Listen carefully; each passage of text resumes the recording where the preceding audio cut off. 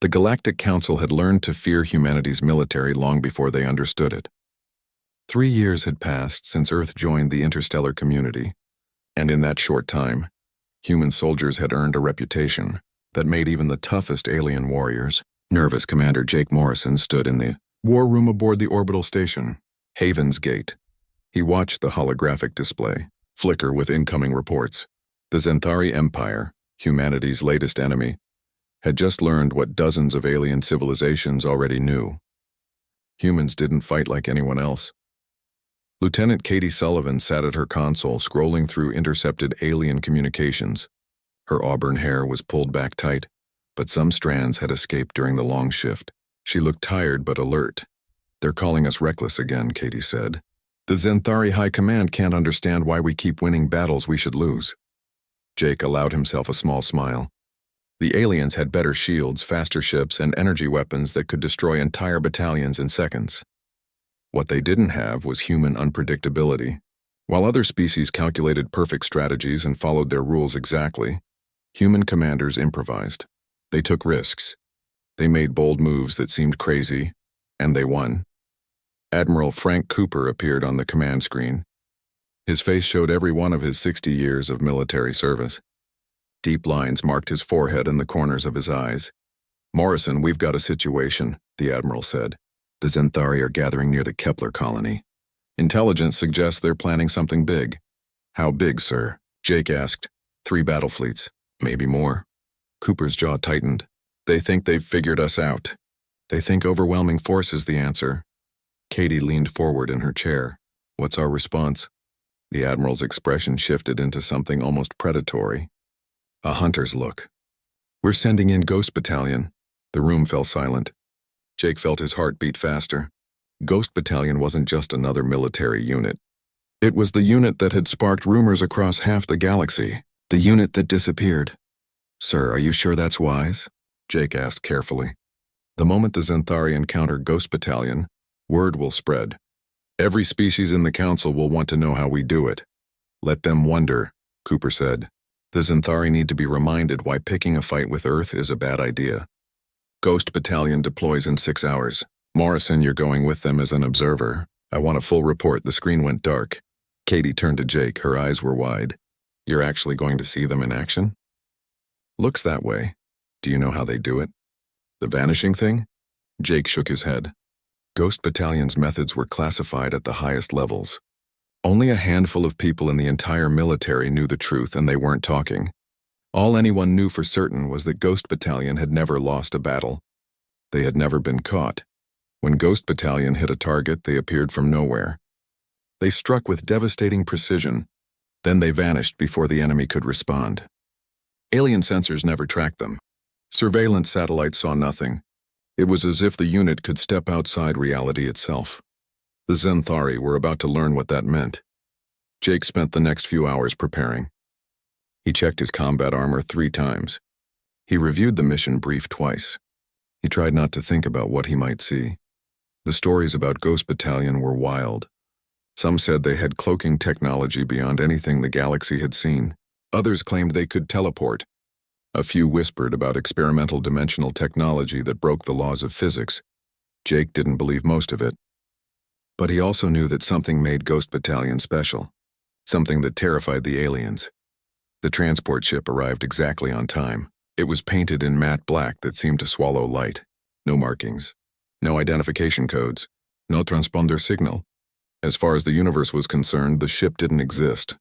Jake boarded with his gear bag over his shoulder. A young officer directed him to the passenger bay. The interior was as anonymous as the exterior. Plain metal walls, dim lighting. No decorations or unit insignia anywhere. He sat down and strapped in. Around him, a few other passengers did the same. None of them spoke. None of them made eye contact. The ship lifted off smoothly. Jake watched through a small viewport as Haven's Gate fell away behind them. They accelerated hard, pushing him back into his seat. The stars stretched and blurred. After an hour of travel, a voice came over the intercom. "Commander Morrison, please report to Briefing Room 2. Jake unstrapped and made his way through the narrow corridors. The ship was bigger than it looked from outside. He passed several sealed doors marked with security warnings. At the end of a hallway, he found briefing room 2. The door slid open. Inside, 24 soldiers sat in perfect silence.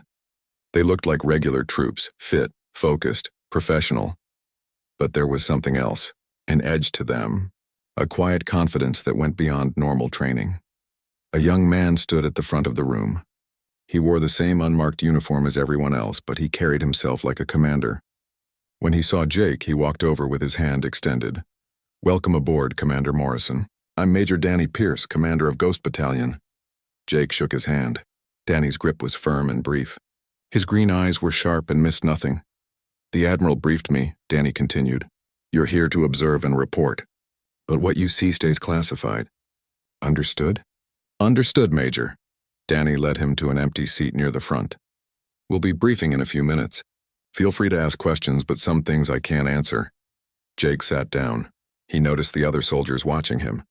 Not hostile, but measuring, wondering if he could keep up. A woman in the front row turned to study him more carefully.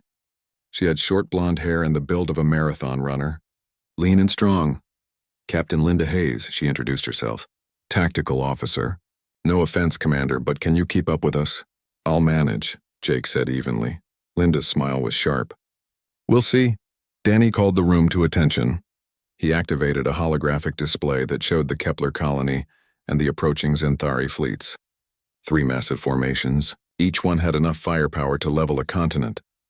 "The enemy expects us to defend conventionally," Danny said. "Station our ships. Fortify the colony. Dig in for a siege. We're not going to do any of that." He zoomed in on the lead Xanthari flagship, a massive vessel called the Devastator. "We're going to board their command ship. We'll disable their fleet coordination. Then we'll disappear before they realize what happened. Total mission time is 18 minutes, Jake blinked. 18 minutes to infiltrate a capital ship surrounded by hundreds of escort vessels, fight through security, sabotage critical systems, and escape. It seemed impossible. "Sir," Jake said carefully, "the Xanthari flagship has shields that can withstand nuclear strikes. How do we even get close?" Danny's smile was mysterious. "That's what makes us Ghost Battalion, Commander. We don't get close." He paused for effect. "We get inside." The briefing continued for another hour. But Jake noticed something strange. Danny explained what they would do and when, but never how. He talked about insertion points inside the Xanthari ship, but never mentioned how they'd bypass the shields. He described sabotage targets, but not the method of approach. When Jake pressed for details, Danny simply said, "You'll see when we deploy." The meeting ended. Soldiers filed out to prepare their equipment. Jake remained seated, thinking hard. What technology could possibly do what Danny described? How could they board a ship without approaching it first? Linda stopped by his seat. "First deployment with us?" "First time with any special operations unit, actually." "It's different." She studied his face. "You look worried." "I'm trying to understand the physics." Linda laughed. "Don't, that way lies madness. Just trust the process." "What process?" She walked away without answering. Jake made his way to the armory. A sergeant helped him suit up in combat armor. The equipment was standard issue. Nothing exotic. Nothing that looked like it could bypass shields or teleport. "Nervous?" the sergeant asked. "A little." "That's normal. But you're in good hands. Ghost Battalion has never lost anyone on a mission. Not one casualty in 3 years. How is that possible?" The sergeant just smiled and handed Jake his rifle. 3 hours later, Jake stood in the deployment bay. Around him, Ghost Battalion prepared with practiced efficiency. No one spoke unnecessarily. No one showed nervousness. They moved like a well-oiled machine. Danny's voice came through the comm system. 2 minutes to deployment. Everyone to positions. The soldiers formed a tight circle in the center of the bay. Jake joined them, standing between Linda and a quiet corporal. The lights dimmed. A low hum filled the air. Jake felt something change. The air pressure seemed different. His skin tingled like before a thunderstorm. 30 seconds, Danny said calmly. "Remember your training. Trust your squad. We go in fast, we hit hard, we leave no trace." The humming grew louder. It resonated in Jake's chest. He glanced at Linda. She stood with her eyes closed, breathing steadily. 10 seconds. Jake's mouth went dry. His hands trembled slightly. He tightened his grip on his rifle. 5, 4, 3. The world began to twist. There was no other way to describe what happened. Reality bent, Colors bled into each other like wet paint. Distance lost all meaning. Jake felt himself stretched and compressed at the same time. He existed in multiple places at once, or nowhere at all. He couldn't tell which. Then, like stepping through a waterfall, everything snapped back into focus. They were standing inside the Zenthari flagship. Jake's combat training kicked in automatically. It suppressed the shock and confusion. They stood in a darkened corridor. Alien architecture rose around them in elegant curves. Strange panels glowed with soft blue light. Through a nearby viewport, Jake could see the void of space. The distant lights of the Zenthari fleet twinkled like stars. They were inside. Without breaching the hull, without triggering alarms, without using a ship or shuttle, they had simply appeared. "Move," Danny ordered quietly. Ghost Battalion flowed through the corridor like water. Each soldier moved to cover the next. They advanced in perfect synchronization. Jake followed, his mind racing with questions. What he'd just experienced defied every law of physics he knew. You couldn't teleport living beings. The energy requirements alone would be astronomical. The precision needed to materialize inside a moving ship without overlapping with solid matter was beyond any technology he'd heard of. Yet here they were. Linda touched a panel on her wrist. A holographic overlay appeared in Jake's helmet display. It showed the ship's layout in glowing green lines. Command Nexus is 3 levels up, Section 7. We've got 12 minutes before their security protocols detect the intrusion. They moved quickly through the alien ship. The Zenthari architecture was beautiful in a cold way. Everything curved. Nothing had sharp edges. The walls were some kind of living crystal that pulsed with inner light. Their footsteps made almost no sound on the smooth floor. They encountered the first Zenthari patrol at a junction. The aliens were tall, at least 7 feet. Their bodies were covered in crystalline armor that refracted light in rainbow patterns. 4 arms, 2 legs, faces that looked almost human except for the geometric patterns where eyes should be. The patrol died before they could sound an alarm. Ghost Battalion's weapons made soft popping sounds. The Zenthari fell without a word. Jake noticed the soldiers didn't stop to check the bodies. They just kept moving. "Keep moving," Danny said through the comm. No stops. No delays. They climbed through service shafts, crawled through maintenance tunnels, avoided main corridors when possible. The ship was massive. Kilometer after kilometer of passages and chambers. Jake marveled at Linda's ability to navigate it.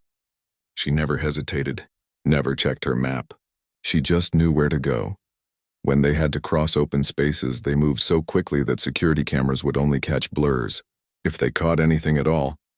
Jake found himself next to a young soldier during a brief pause. The man's name tag said Turner. "Chris Turner, how?" Jake whispered. How did we get here?" Chris checked his rifle's charge without looking up. "Classified, Commander." "I have top-secret clearance. Not for this." Chris finally glanced at him. "But I can tell you it's not technology." "Not exactly. Then what is it?" Before Chris could answer, Linda's voice crackled through the comm. "Contact ahead. Heavy security team. 8 hostiles." Danny's response was immediate. "Route around them." "Can't. They're guarding the only access point to the command nexus. Then we go through them." "Hayes, Turner, Martin, you're with me. Morrison, stay in cover and observe." Danny and 3 other soldiers moved forward. Jake pressed himself against the wall and watched. The corridor ahead opened into a large chamber. The Zenthari security team was spread out across it. Professional formation, good sight lines, heavy weapons. Ghost Battalion attacked from angles that shouldn't have been possible. One moment, a Zenthari soldier would be scanning an empty corridor. The next moment, he'd be falling with a smoking wound in his chest. His attacker would already be gone. Move to another position. Impossible to track, it wasn't invisibility. Jake could see the Ghost Battalion soldiers clearly. It was something else. They moved like they existed partially out of phase with normal reality. They slipped through gaps in space that didn't exist. One Zenthari turned and fired at where Danny had been standing. The energy bolt hit empty air. Danny was already behind him, firing from a position he couldn't have reached in time. The alien fell. The entire fight lasted 40 seconds. 8 Zenthari dead. 0 human casualties. Command nexus 30 meters, Linda reported. Her voice was steady, not even breathing hard. No more hostiles between us and the target. They moved forward again. The command nexus door was massive, solid metal reinforced with energy fields. But Linda walked right up to it and placed her hand on a panel. The door opened immediately. Jake stared. "How did you do that?" Later, she said, they breached the command chamber. 3 Xanthari officers worked at holographic consoles. The room was circular, maybe 20 meters across. Displays covered every surface. Data streamed through the air in glowing symbols Jake couldn't read. The aliens reached for weapons but froze when they saw the human soldiers. One of them wore elaborate ceremonial armor covered in geometric patterns. A commander or admiral. His crystalline face reflected the light from a dozen displays. Danny raised his rifle. Your fleet coordination dies now. You cannot be here, the alien said. His English was heavily accented but understandable. Our shields are active. Our sensors show no intrusion. You cannot be here. And yet, here we are. Danny nodded to a soldier named Greg Martin. Greg moved to the main console and began placing explosive charges. Small black boxes that stuck to the crystal surface. Your mistake was thinking you could overwhelm Earth with numbers. You never asked if we'd fight the way you expected. The Xanthari officer's geometric eyes seemed to widen. Jake wondered how he could tell. The alien's face was so different from human, but the body language was clear. Fear. Ghost Battalion, the officer said. The rumors are true. Tell your empire, Danny said. He backed toward the door. His rifle never wavered. Tell them what happened here. Tell them that nowhere is safe. No shield can stop us. No defense can hold us out. His voice dropped. Tell them to leave human space alone, or next time we won't be merciful. The charges activated with a soft beep. Red lights blinked in sequence. Greg finished setting the timer and stepped back. Danny made a gesture. Ghost Battalion formed up around him in a tight circle, just like in the deployment bay. Jake moved to join them, his heart pounding. Extraction in 10, Danny said calmly. Everyone ready? Jake felt that strange pressure building again, the sensation of reality preparing to bend. The Xanthari officers watched in horror. Their crystalline faces reflected growing alarm. What are you? One of them whispered. Danny smiled. We're the reason you should have stayed home. The world twisted again. Jake felt himself pulled through that impossible space between places. Colors swirled. His body stretched like taffy. For a moment that felt like forever and no time at all. He existed everywhere and nowhere. He could feel the fabric of space bending around him, folding, creating shortcuts through dimensions he couldn't understand. Then they were back in the deployment bay. Solid floor beneath his feet. Normal light. Normal air. The mission clock on the wall showed 17 minutes and 43 seconds elapsed.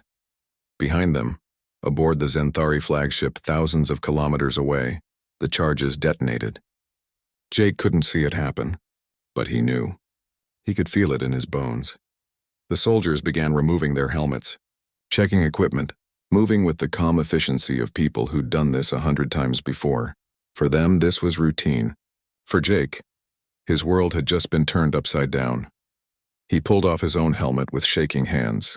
His hair was damp with sweat. His legs felt weak. Linda walked past and clapped him on the shoulder. Not bad for your first time, she said. You didn't throw up or pass out. That puts you ahead of most observers. Jake tried to speak but couldn't find words. What could he say? What he'd just experienced was impossible, but it had happened. He'd lived through it. Danny appeared in front of him. You okay, Commander? I don't know what I am, Jake admitted. That's normal. The first fold is always the hardest. Danny's expression softened slightly. Come on, debriefing in 30 minutes. You'll want to clean up first. Jake nodded numbly. He followed the flow of soldiers to the barracks area. Someone pointed him to a shower. He stood under hot water for 15 minutes, trying to process what had happened. When he emerged, dressed in a fresh uniform, Chris Turner was waiting for him. The Major asked me to bring you to debriefing, Chris said. He led Jake through the ship's corridors. You handled the fold pretty well. Better than I did my first time. What happened your first time? I threw up. Passed out. Woke up in the medical bay. Chris grinned. They almost cut me from the program, but I got better with practice. Practice, Jake repeated. You practice teleporting. We call it folding. Teleporting sounds too much like science fiction. Chris stopped at a door. One piece of advice before we go in. Don't ask how it works, not yet. Let your brain adjust first. The explanation is almost worse than the experience. He opened the door. Inside, Admiral Cooper waited with Danny, Linda, and a woman Jake didn't recognize. She wore a lab coat instead of a uniform. A civilian. Commander Morrison, Cooper said. The Zenthari fleet fell into chaos within minutes of Ghost Battalion's extraction. Without their command nexus, the three battle groups couldn't coordinate. Ships drifted out of formation. Captains issued contradictory orders. Tactical systems failed to synchronize. The Earth Defense Fleet, positioned at a safe distance, didn't even have to fire a shot. The Zenthari retreated within 6 hours. Their overwhelming force rendered useless by 18 minutes of sabotage. Jake sat in the secure debriefing room, still trying to process everything. Admiral Cooper sat across from him. Danny and Linda were there too, and Dr. Helen Ross, the civilian scientist who'd promised to explain the impossible. "You want to know how?" Cooper said. It wasn't a question. "Yes, sir. Dr. Ross, if you would." Helen activated a holographic display. Complex diagrams appeared in the air. Intersecting dimensions, energy patterns, mathematical equations that made Jake's head hurt just looking at them. "What do you know about quantum mechanics, Commander Morrison?" she asked. "Basic stuff. Particles that exist in multiple states until observed. Entanglement, uncertainty principle." "Good. That's a start." She highlighted a section of the diagram, swirling patterns of light and color. 15 years ago, during an experiment at the research facility in Switzerland, we discovered something remarkable. Human consciousness can affect quantum states on a macro scale. Jake frowned. "You're saying we can influence reality with our minds?" "In a very specific way, yes." Helen pulled up another diagram. This one showed a human brain connected to swirling energy patterns. "We call it quantum folding, though that's not entirely accurate. Certain individuals, about 1 in 10,000, have a natural ability to create localized fluctuations in dimensional membrane stability." Danny spoke up from his corner. "In plain English, Doc," Helen smiled. "Some people can make holes in space. Small ones, brief ones, but real." Jake stared at her. "You're talking about teleportation." "Not exactly. It's more like folding space. Creating a path between 2 points that bypasses normal distance." She gestured to Danny. "Major Pierce is one of our strongest natural talents. He can create a fold large enough for a person to pass through. But it takes immense concentration. And the destination must be clearly visualized. That's why we study our targets so carefully," Linda added. "I create detailed mental maps of enemy ships, down to the last rivet and panel. Danny uses those maps to open the path." Jake's mind reeled. This couldn't be real. People couldn't just bend space with their thoughts. But he'd experienced it himself. He'd felt reality twist around him. "But I went through too," he said. "I'm not special. I can't do what you do." "No, but you were in physical contact with the team," Helen explained. "When multiple fold-capable individuals work together, they can create a larger effect. They can pull others along for the ride. Ghost Battalion has 24 soldiers. 18 of them have natural folding ability. Together they can move an entire squad. This is revolutionary," Jake said slowly. "This changes everything we know about physics, about what's possible." "Which is why it's classified at the highest level," Cooper said gravely. "If other species learned that humans have this ability, the political implications would be catastrophic." "We'd be seen as an existential threat, aren't we?" Jake asked. "Only to those who mean us harm?" The Admiral leaned forward. His expression was serious. "Ghost Battalion is our ace in the hole, Morrison. They're proof that humanity brings something unique to the galaxy, but they're also proof that we're more dangerous than anyone imagined." Danny crossed his arms. "The Zenthari will talk. They always do. Within a week, every species in the Council will know that we have soldiers who can appear inside sealed ships." "Let them know what, not how," Cooper said. "Fear of the unknown is a powerful deterrent. As long as they don't understand the mechanism, they'll assume we can do more than we actually can." Jake thought about the Zenthari officer's terrified face, the way his voice had trembled when he said Ghost Battalion. "What are the limitations?" "There have to be limitations." Helen brought up a new display, charts and graphs, performance metrics. "Many. Folding requires line of sight or detailed prior knowledge of the destination. You can't fold blind. The distance is limited to about 5 light seconds, maybe 1.5 million kilometers at most. The energy cost is enormous. Soldiers need days to recover after a single mission, and it only works with living beings. We can't fold equipment or weapons beyond what a person can carry. But within those limits," Linda said quietly, "we're unstoppable." Jake sat back in his chair. His mind worked through the implications. A military unit that could appear anywhere within 1,000,000 kilometers? That could bypass any defense. That couldn't be tracked or stopped by conventional means. It was the ultimate special forces capability. How many people know about this? He asked. About 50, Cooper said. Mostly Ghost Battalion members themselves. A handful of senior officers. The research team. And now you. Why tell me? Why not just keep me in the dark? Because you're going to write the report, the Admiral said. You're going to tell the rest of the military what Ghost Battalion can do. But you're not going to tell them how. You'll describe what you saw. The insertion. The mission. The extraction. But you'll leave out the specifics of the mechanism. You want me to lie. I want you to omit certain details for national security reasons. There's a difference. Jake looked at each of them in turn. Danny's calm confidence. Linda's sharp intelligence. Helen's scientific curiosity. Cooper's strategic mind. They were trusting him with the most important secret in human history. What if I can't do this? He asked. What if someone asks direct questions? You tell them it's classified above their clearance level, Cooper said. Which is true. Only people read into the program know the full truth. And if the aliens figure it out? Helen shook her head. They can't. Not without understanding human neurology at a level they don't possess. We've studied this for 15 years, and we still don't fully understand how it works. The folding ability is tied to specific structures in the human brain. Structures that evolved uniquely on Earth. Other species don't have them. Danny stood up and walked to the window. Outside, stars stretched in every direction. Do you know what the scariest thing is, Commander? We've only scratched the surface of what humans can do. What do you mean? Helen's team has identified 700,000 fold-capable individuals on Earth. That's out of 10 billion people. We've only trained 24 of them. Think about that. We could build an army of fold soldiers if we wanted to. The room fell silent. Jake felt a chill run down his spine. An army of soldiers who could appear anywhere. Who could strike from nowhere and vanish without a trace.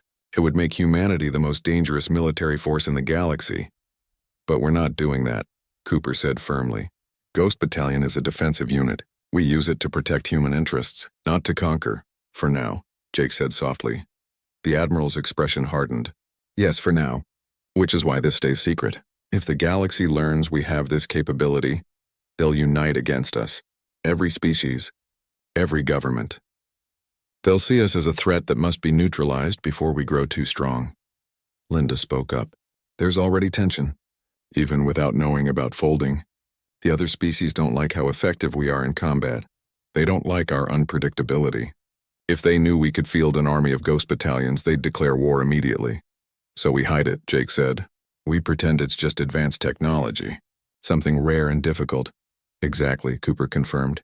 Your report will emphasize the tactical success while maintaining operational security. You'll make it clear that Ghost Battalion is an elite unit with capabilities beyond normal special forces. But you won't explain those capabilities in detail. Jake nodded slowly. He understood the game they were playing. Keep the enemy guessing. Let fear do the work. As long as the aliens didn't know how folding worked, they couldn't counter it. They couldn't develop defenses. They'd just have to live with the knowledge that humans could strike anywhere, anytime. I can do that, he said. Good. Cooper stood up. You're dismissed, Commander. Take the rest of the day to recover. Start your report tomorrow. And remember, this conversation never happened. Jake stood as well. He saluted and turned to leave. But at the door he paused. Sir, one more question. What is it? The Zenthari officer. The one in ceremonial armor. He recognized the name Ghost Battalion. How did he know it? Cooper and Danny exchanged a glance. Then the Admiral smiled grimly. We let that name leak on purpose. 6 months ago, during a border skirmish, we wanted the galaxy to know we had a unit called Ghost Battalion. We wanted them to fear the name without understanding what it meant. Psychological warfare, Jake said. The best kind. An enemy who's already afraid makes mistakes. And we exploit those mistakes. Jake left the debriefing room with his head spinning. He made his way back to his quarters and sat on his bunk. Everything he thought he knew about humanity's place in the galaxy had just changed. Humans weren't just clever fighters. They weren't just bold and unpredictable. They had an actual superpower, a biological ability that no other known species possessed, and they were keeping it secret for now. But Jake knew secrets like this couldn't stay hidden forever. Eventually, The answer came faster than anyone expected. 2 months after the Xanthari retreat, the Galactic Council convened an emergency session. Jake watched the proceedings from the observation deck of Haven's Gate, knowing that whatever happened next would reshape everything. Human-alien relations would never be the same. The council chamber was a massive spherical room, representatives from 47 species arranged on floating platforms. Each platform hovered at a different level, creating a complex three-dimensional arrangement. Earth's ambassador, a man named Paul Grant, stood in the center facing accusations from a dozen alien governments. Humanity has violated the principles of conventional warfare, the Kryn delegate declared. His forearms gestured emphatically. Each movement was sharp and aggressive. They employ weapons we cannot defend against, tactics we cannot counter. This ghost battalion represents an unfair advantage. Ambassador Grant remained calm. His expression was neutral, professional. Are you suggesting that being effective at warfare is somehow illegal?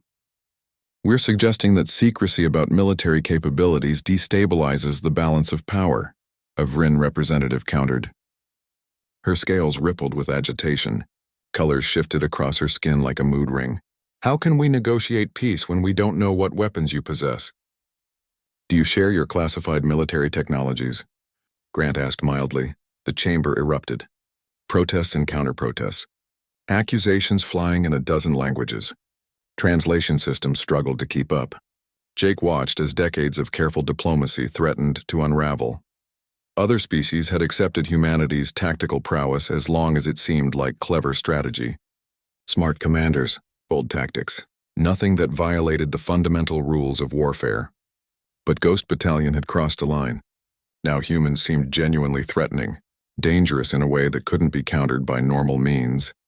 Katie Sullivan appeared at Jake's elbow. She'd been assigned to monitor the council proceedings and report back to military command. This is getting ugly. Yeah. Jake watched as a holographic replay of the Xanthari flagship operation played across the chamber screens. Leaked footage from security cameras, it showed Ghost Battalion appearing and disappearing like phantoms, materializing from thin air, vanishing before the Xanthari could respond. Someone sold us out. The Xanthari High Command probably, Katie said, trying to save face by proving they were defeated by impossible odds, not by their own incompetence. On the chamber floor, a new delegate rose to speak, the representative from the Collective, a powerful alliance of 14 species that controlled a quarter of the galaxy. His voice was calm, but his words were steel. Humanity must submit Ghost Battalion to council inspection, he said. We must understand this technology to ensure it cannot be weaponized further. Ambassador Grant's expression hardened. That's not going to happen. Then you force us to consider alternative measures. The threat hung in the air like smoke. Jake felt a chill run down his spine. The Collective was suggesting sanctions at minimum. Possibly military action. Possibly war. Admiral Cooper appeared on Jake's personal comm channel. His face filled the small screen on Jake's wrist. Morrison, get to briefing room 7 now. Jake ran. The briefing room was packed when he arrived. Senior officers filled every seat. Civilian analysts stood against the walls. The tension was thick enough to cut with a knife. Admiral Cooper stood at the head of the table, his face grave. The council has issued an ultimatum, he announced without preamble, without softening the blow. Reveal Ghost Battalion's methodology within 30 days, or face economic sanctions and possible military intervention. Silence, heavy and oppressive. Every person in the room understood the implications. War with the Collective would be devastating. Even with Ghost Battalion, humanity couldn't fight 14 species simultaneously. Then Danny Pierce spoke up from his corner. Let them come. Major, we're talking about 14 species with combined fleets that outnumber ours 10 to 1, Cooper said. I'm aware, sir. Danny stepped forward. His expression was calm, confident. But they're thinking about this wrong. They think Ghost Battalion is a tactical unit, a special forces team they can neutralize once they understand how we fold space. Isn't that exactly what you are? No, sir. We're proof of concept. Danny glanced at Helen Ross, who stood near the back of the room. She nodded. Dr. Ross, how many fold-capable individuals have we identified in Earth's population? Currently, about 700,000 confirmed, Helen said. Her voice was steady, but Jake could hear the excitement underneath. With projections suggesting up to 1,000,000, the room went silent. You could have heard a pin drop. Danny continued. We've been training Ghost Battalion soldiers for 3 years. It takes about 18 months to develop reliable folding ability in someone with natural talent. If we started a crash program today, we could have 10,000 fold-capable soldiers within 2 years. 50,000 in 5 years. Cooper leaned back in his chair.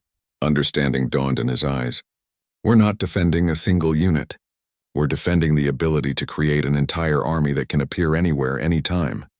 Exactly. And if the Council thinks Ghost Battalion is frightening, imagine what they'll do when they realize we can field entire divisions of fold soldiers. Linda Hayes spoke up from across the room. But they don't know that. They think it's advanced technology, something that can be stolen or reverse engineered. They don't understand it's biological, natural, something you're born with. An intelligence officer named Kevin Hughes leaned forward. So we bluff. We let them believe it's tech.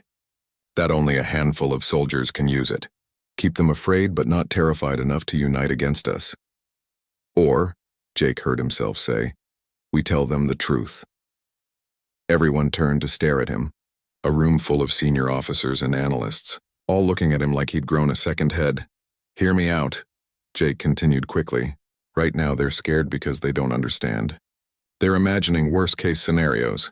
Every species sees Ghost Battalion as their own personal nightmare. But what if we explained that folding is a rare human ability, that it has strict limitations, that we're willing to accept oversight?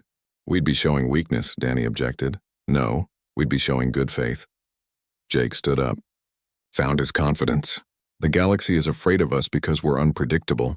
We've won every conflict through deception and surprise, but that strategy only works up to a point. Eventually fear turns to hostility, and then to war. Cooper studied him carefully. What are you proposing? Limited disclosure. We explain that a small percentage of humans have natural quantum abilities. We demonstrate the limitations.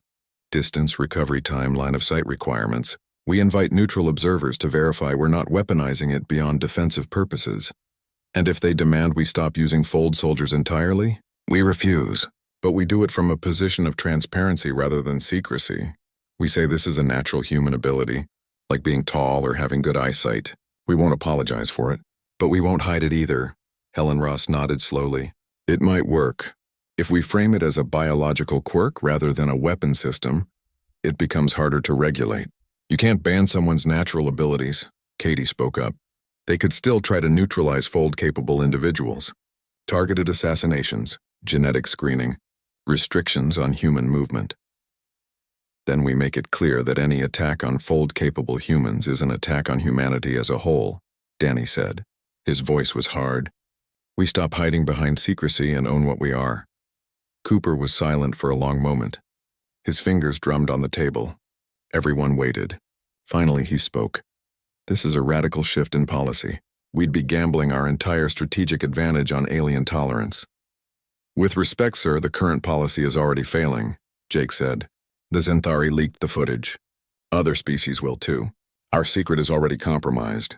The question is whether we control the narrative or let fear control it for us. The Admiral looked around the room, gauging reactions, reading faces. Jake could see the calculation happening behind his eyes, weighing options, considering consequences. Dr. Ross, how quickly could you prepare a demonstration of folding ability for Council observers? Cooper asked. With proper security precautions? 2 weeks. Ambassador Grant would need to negotiate terms for the disclosure. Cooper mused. Ensure we don't reveal more than necessary. I can handle the coordination with the ambassador's team, Katie offered. I've worked with them before. Cooper stood. All right. We're going to propose a compromise to the Council. Limited disclosure of Ghost Battalion's capabilities. Demonstration under controlled conditions. Verification that we're not expanding the program beyond defensive needs. We're going to lie about that last part, right? Danny asked. The Admiral smiled grimly. We're going to tell the truth. That we have no current plans to expand beyond defensive needs. What happens after this crisis resolves is a different matter entirely. The meeting broke up. Officers and analysts rushed to their assignments. Everyone had a job to do. Preparations to make. Jake found himself standing with Danny and Linda. You took a big risk proposing transparency, Danny said. Not everyone's going to appreciate that. I know. But I keep thinking about what you said on the Zenthari flagship. Tell them to leave human space alone. We can't build an interstellar. 3 months after the treaty was signed, Jake stood in the same observation deck watching the Galactic Council in session. But this time the mood was different. Tense but not hostile. Wary but not aggressive. Humanity had survived its first major crisis as a galactic power. Admiral Cooper stood beside him. They watched as Ambassador Grant addressed the Council on a routine trade matter. Normal politics.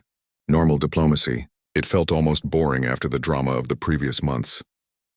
You were right, Morrison, Cooper said quietly. Sometimes the best weapon is honesty. Will they really accept us now? Jake asked. Accept us? No. The galaxy will fear humanity for generations. We've proven we're not like other species. Cooper smiled. But fear tempered by understanding is manageable. It's better than fear born from ignorance. Below, the council session continued. Representatives debated shipping routes and tariff agreements, the mundane business of interstellar civilization. But Jake knew that beneath the surface every species was recalculating their relationship with Earth, adjusting their strategies, wondering what other surprises humanity might have in store. Danny Pierce appeared at the doorway. Admiral, we have a situation. Cooper turned. What kind of situation? The council representatives want to know if we can teach folding ability to other species. Jake and Cooper exchanged glances. That was a question they'd hoped to avoid. Can we? Cooper asked. Dr. Ross says probably not. It seems to be uniquely tied to human neurology. The specific brain structures that enable folding don't exist in other species. Danny paused, which makes us even more special and more threatening. Katie joined them carrying a data pad. Initial polling from council species shows mixed reactions. The Kryn want to ban all fold soldiers. The Vryn want to hire us as mercenaries. The collective is proposing a joint research initiative to study quantum abilities. So, business as usual for galactic politics, Jake said. Pretty much. They stood together watching the council proceedings. Human-alien relations would never be simple. There would always be tension. Always be suspicion. But at least now it was out in the open. No more hiding. No more secrets eating away at trust. Helen Ross appeared with a handful of researchers. She looked excited. I need to show you something. They followed her to a secure laboratory. Inside, holographic displays showed brain scans and genetic sequences. Data streams scrolled across multiple screens. Helen pulled up a specific file. We've been studying the fold-capable population more carefully, she said, looking for patterns, trying to understand what makes someone able to fold versus not. And, Cooper prompted, it's not random. There's a genetic component, a specific mutation in the hippocampus and prefrontal cortex. But here's the interesting part. She highlighted a section of genetic code. This mutation isn't new. We found traces of it in historical DNA samples going back thousands of years. Jake leaned closer. You're saying humans have always had this ability? In potential, yes. But it required specific environmental triggers to manifest. High stress, life-threatening situations. Extreme focus. Helen pulled up more data. We think ancient humans occasionally experienced spontaneous folding events. Brief moments of spatial displacement. But without understanding what was happening, they couldn't control it or repeat it. Until now, Danny said. Until now. Modern neuroscience let us identify the mechanism. Training protocols let us develop the ability deliberately. Helen's expression was serious, but the ability itself is as old as humanity. Cooper absorbed this information. Do the other species know this? Not yet. But they'll figure it out eventually. Their scientists are studying the same data. And when they do, Helen shrugged. They'll realize that humanity has been carrying this potential from the beginning. That we're not just advanced apes who got lucky with technology. We're something fundamentally different. Jake thought about the implications. Every human carried the potential for folding, even if most would never develop it. That potential was written into their genetic code. Part of what made them human. How many new fold-capable individuals are you identifying? Cooper asked. About 100 per month. As we refine our screening methods, that number will increase. Helen paused. Sir, we need to talk about what happens next. We promised the council we wouldn't expand the program beyond defensive needs. But we're going to have thousands of fold-capable individuals within a few years. We can't just ignore them. No, we can't. Cooper looked at Jake. Morrison, You've been thinking about this longer than most. What's your recommendation? Jake was surprised by the question, but he'd been mulling it over for weeks. We train them, all of them. But not just for military applications, explain. Folding has civilian uses, rescue operations, emergency response, scientific research. We could fold medical teams into disaster zones, evacuate people from dangerous situations, access places that are otherwise unreachable. Jake warmed to his topic. If we frame it as a humanitarian capability, not just a military one, the Council will have a harder time opposing it. Linda nodded thoughtfully. And it would show we're not just building an army. We're integrating the ability into society. Exactly. Make it normal. Make it part of everyday human life. Then it's not a weapon. It's just something humans can do. Cooper considered this. It's risky. Every civilian folder is a potential military asset. The Council will see through that. Let them. As long as we're transparent about it, they can't claim we're being deceptive. Jake met the Admiral's eyes. We need to stop thinking of folding as a secret weapon and start thinking of it as part of human identity. Katie looked up from her datapad. The public doesn't even know about folding yet. How do we explain it to 10 billion people? Carefully, Cooper said. Very carefully. Over the next month, the government prepared for public disclosure. Press releases were written and rewritten. Scientists prepared educational materials. Psychologists studied how people might react to learning that some humans could teleport. Jake was assigned to the disclosure team. He helped craft the message. How to explain folding in simple terms. How to address fears about safety and control. How to present it as a positive development for humanity. The announcement was made on a Tuesday morning. Earth time. Simultaneous broadcasts in every major language. The president spoke first, explaining the basics. Then Helen Ross provided scientific details. Finally, Danny Pierce gave a live demonstration. The world watched as he folded across a stage, disappeared from one spot and appeared in another. Simple, clean, undeniable. The reaction was explosive. Social media lit up. News organizations scrambled to provide coverage. Some people were excited. Some were afraid. Some were angry that the government had kept it secret for so long. But most people were simply amazed, proud that humanity had this unique capability, eager to learn more. Jake watched the coverage from his office. Katie sat beside him, scrolling through reactions. It's actually going better than I expected. People adapt quickly, Jake said, especially when they see benefits instead of just threats. Applications for fold training programs flooded in. Thousands of people wanted to be tested, wanted to know if they had the ability. Universities started quantum biology departments. Private companies proposed fold-based services. The galaxy watched nervously. Some species praised humanity's transparency. Others grumbled about the unfair advantage. But none could deny that Earth had handled the disclosure well. 6 months after the public announcement, Jake stood in a new training facility. It was 10 times larger than the original Ghost Battalion compound. Hundreds of recruits trained here, learning to fold, developing their abilities. Some would join the military. Others would work in civilian sectors. Danny walked beside him, watching the recruits practice. Hard to believe, isn't it? 6 months ago, there were 24 of us. Now there are hundreds. It'll be thousands soon, Jake said. Yeah, the galaxy's going to have to get used to that. They stopped at an observation window. Below, a young woman successfully folded for the first time. Her instructor congratulated her. She looked stunned and delighted. Do you think we did the right thing? Danny asked. Going public? Jake considered the question. I think we did the only thing. Secrets like this can't stay hidden. Better to control how the truth comes out than have it explode in our faces. The Council still doesn't trust us. They don't have to trust us. They just have to accept that we're here to stay. Admiral Cooper joined them at the window. I thought I'd find you two here. Good news from the diplomatic front. The collective has agreed to joint rescue operations using fold teams. First real cooperation between humans and aliens on this. That's progress, Jake said. It's a start. Cooper watched the training below. Morrison, I'm putting together a new department. Fold operations and integration. We need someone to coordinate between military and civilian applications. Someone who understands both the capability and the politics. Jake looked at him. You're offering me a job? I'm offering you the job. Build something that lasts. Make folding a force for good, not just another weapon. Jake thought about it. He could go back to regular duties, back to commanding ships and planning battles. Or he could help shape how humanity used its most unique ability, help ensure that folding brought people together,